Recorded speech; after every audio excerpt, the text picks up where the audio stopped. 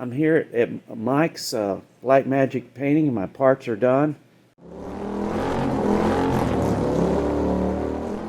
I want to ask Mike a couple questions about how is it candy apple process painting is different than other painting.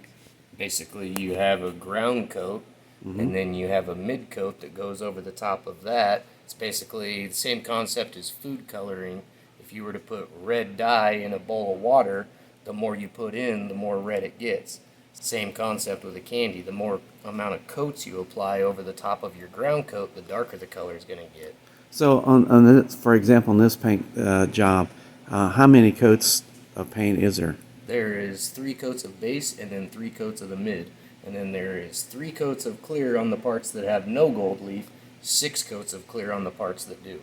Some of the parts actually got stripped down to repair the damaged areas, but some of them just feathered out around the dents and removed the dents and then reprimed that area.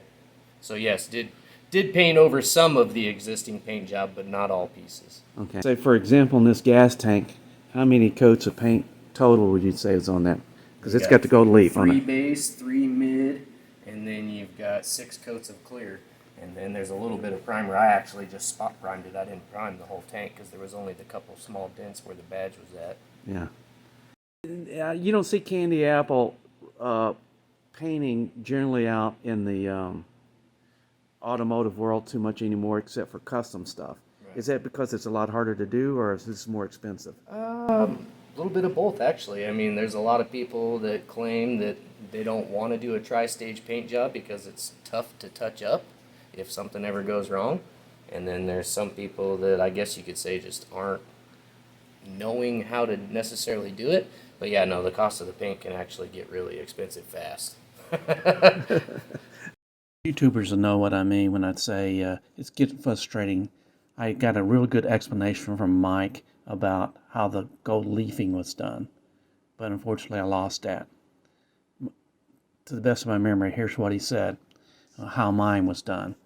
They had for the, they put a little adhesive down, then they put the gold leafing down over for the, like on the gas tank on the, in the pinstriping where you see that.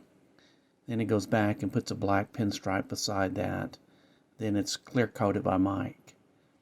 On the, for where the triumph is on the front and on the back, what they do is they have a stencil.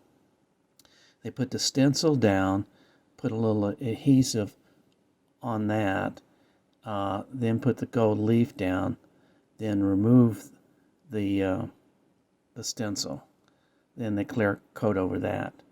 The differences you'll see on the gold leaf, you can look closely. I don't know if I got a good enough picture, but what you'll see is on the pinstriping, there's some turning. There's a turn, a machine turn on that, but it is not on the Triumph on the gas tank and on the tail section. Sorry if I lost that, Mike, but that's what happens. First time it's been started in a long time.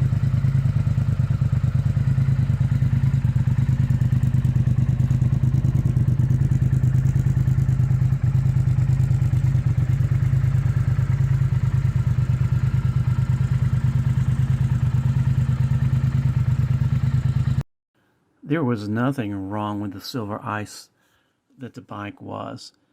After 5.5 years, I just needed a change in color, and I think this candy apple red really sparkles out in the light, and I really like it a lot. In the end, I just want to thank Mike Black from Black Magic Customs for doing such a fantastic job on my Thruxton R. Thanks, Mike.